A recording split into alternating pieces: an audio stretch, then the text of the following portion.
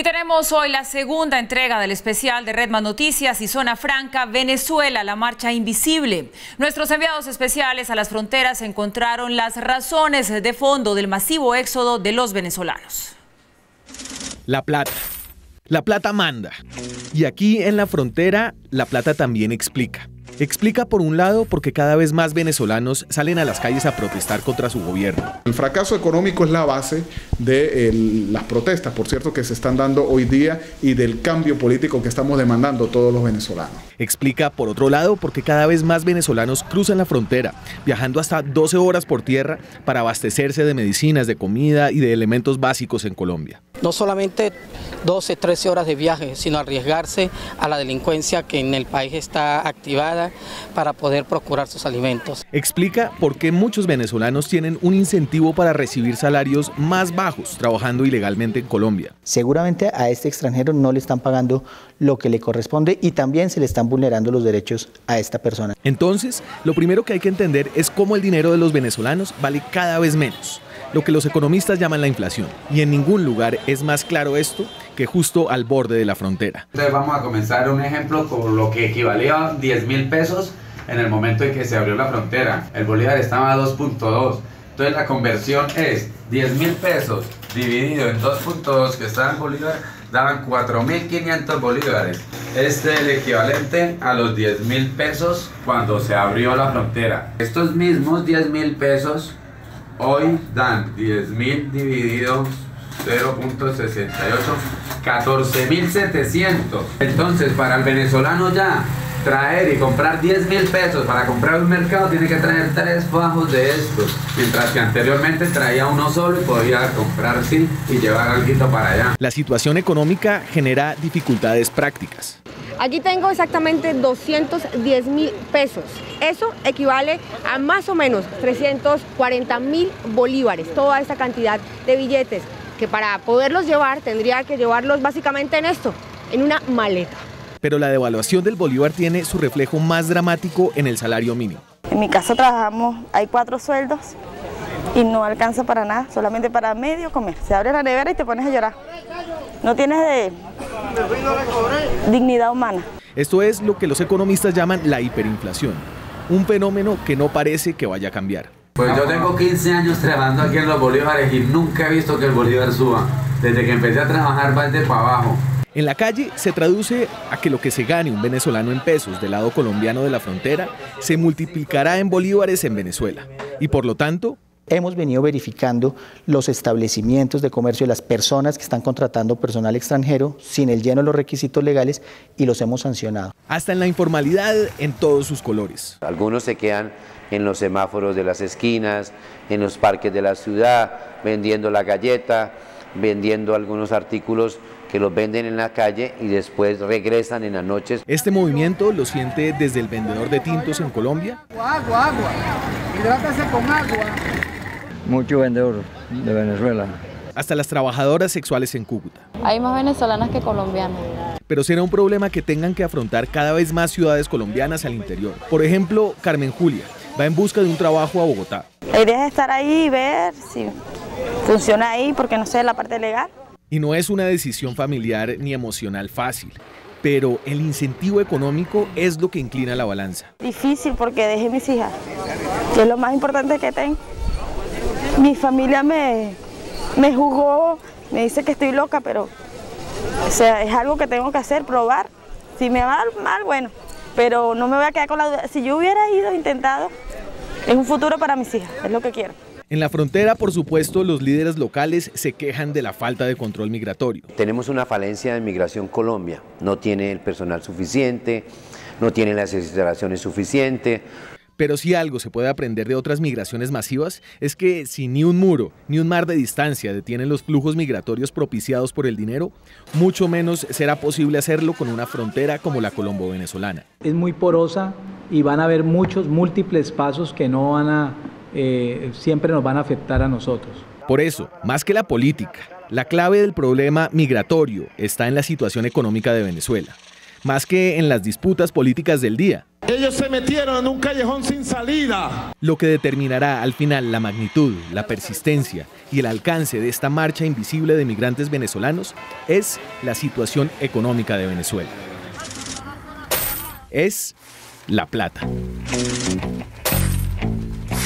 En Cúcuta, donde es más evidente que los venezolanos han copado espacios que tenían los colombianos, es en el trabajo sexual. Jennifer es de Caracas, Carolina también. Yo vengo de Caracas, Venezuela. Estoy aquí en Cúcuta porque tengo que estar aquí, pues la situación en Venezuela no está tan buena. Entonces, aquí por lo menos resuelvo y voy para mi país, compro cosas aquí, me las llevo para allá, resuelvo con la comida y todo eso. Ninguna quiso mostrar su cara porque sus familias no saben que ellas se vinieron a Colombia fue a rebuscársela en el trabajo sexual. Ninguna de ellas era prostituta en Venezuela. En Caracas trabajaba en un supermercado, vendía comida.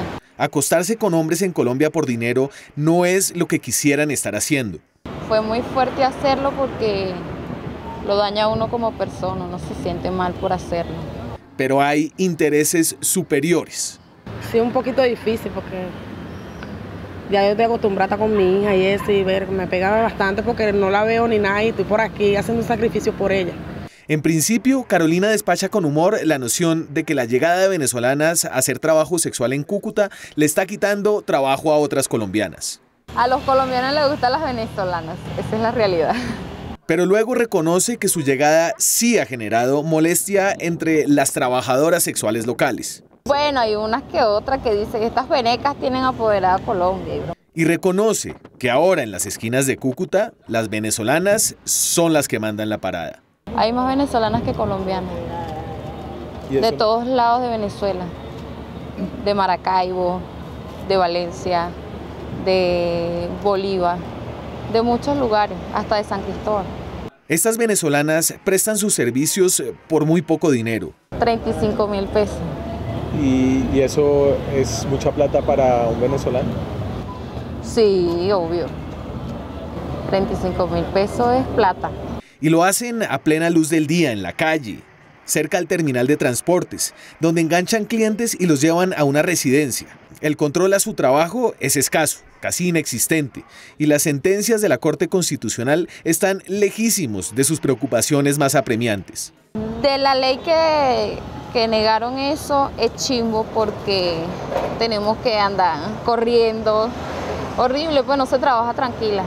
No se va a trabajar tranquila porque va a ser negada la prostitución. Y es esto, la necesidad, la posibilidad de ahorrar lo que hace que todo el trabajo sexual valga la pena. Deposito a mi cuenta, compro mis cosas personales, champú, enjuague, jabón, harina, arroz, pasta, aceite, lo hay de todo tipo, de toda marca. Porque la marcha invisible de venezolanos a Colombia, en este caso, se manifiesta parada en nuestras esquinas.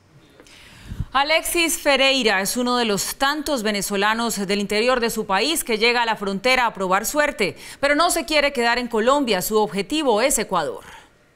A San Antonio del Táchira, en Venezuela, llega gente. Cada vez más gente. Este pequeño pueblo se convirtió en el puerto seco de llegada de los venezolanos que vienen del interior del país huyendo del hambre. Vengo de Valencia, la cosa ya no está muy fácil. Y por lo menos aquí se consigue el alimento. Allí, las posadas de alquiler abundan en proporción al paso de los migrantes.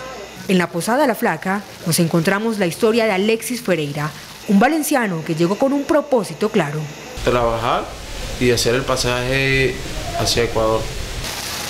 Con sus maletas a cuesta en medio de una noche lluviosa y después de más de 12 horas de viaje, por fin llegó a la posada. Hurgó en sus bolsillos, el poco dinero que tiene le alcanzaría solo para un par de noches. En la habitación lo espera una cama donde reposar sus sueños y 4 paredes sucias, rayadas. Se enfrenta a la soledad. Soledad por una parte, porque no los tengo. Depresión. Cuando no están a mi lado mis hijos, mi madre. Habla de su familia, la recuerda con nostalgia. una señora humilde.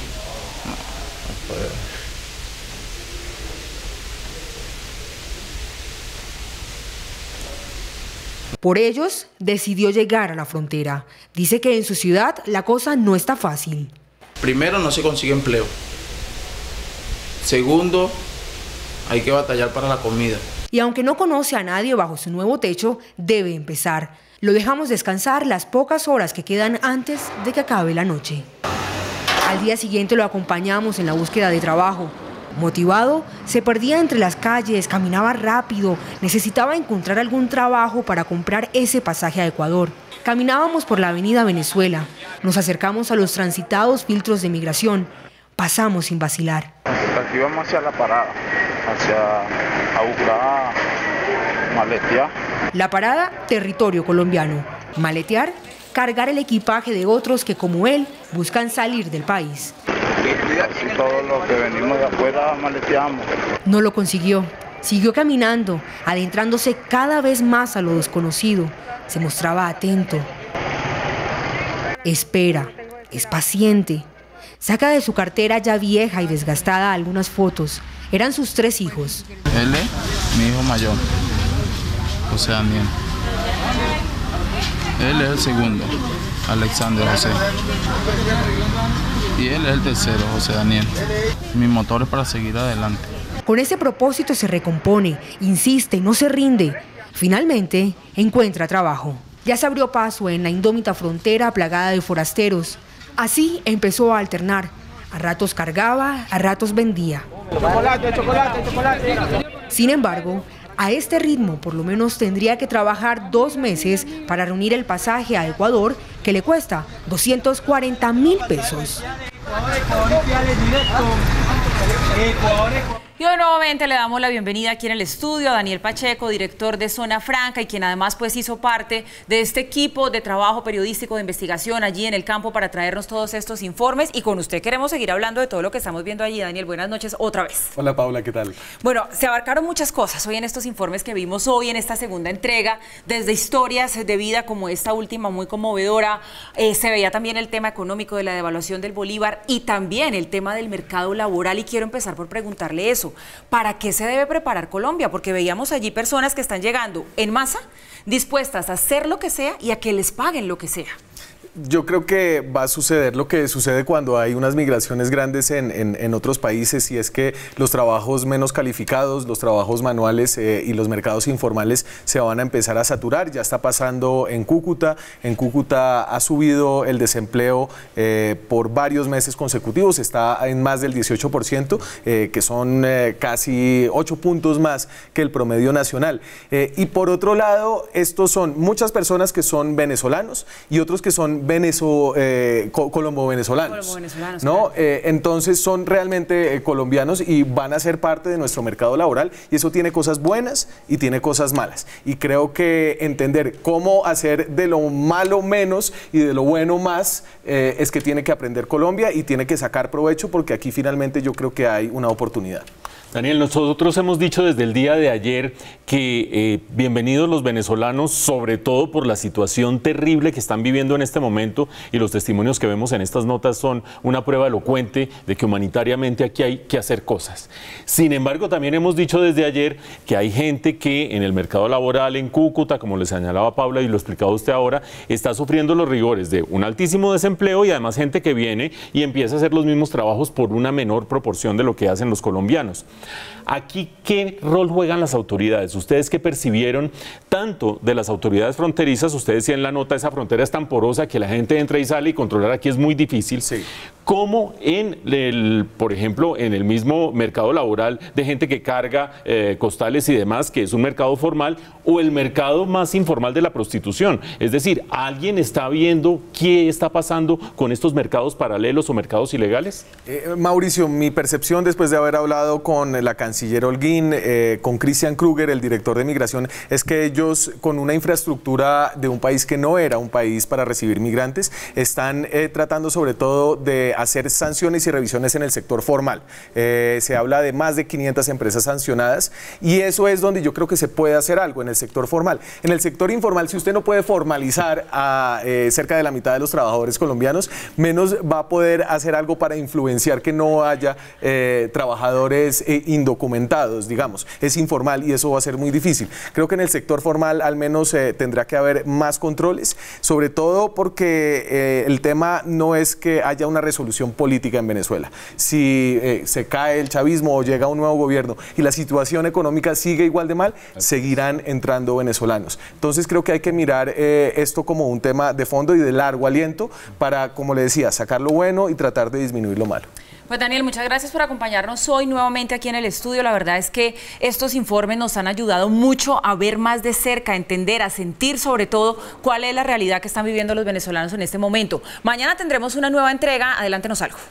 Mañana vamos a tratar de cerrar un poco ese viaje de 5 días que tuvimos en Cúcuta con un balance acerca de lo que se puede venir, de lo que viene, de lo que tiene que hacer Colombia para estar mejor preparada, para poder aprovechar esta situación y poder reducir los daños que efectivamente se van a dar en la economía, en los sectores formales e informales. Y tal vez plantear algunos escenarios, algunos más preocupantes y otros menos preocupantes. Perfecto, pues Daniel Pacheco, director de Zona Franca, buenas noches y mañana nos volvemos a ver. Gracias, Paula.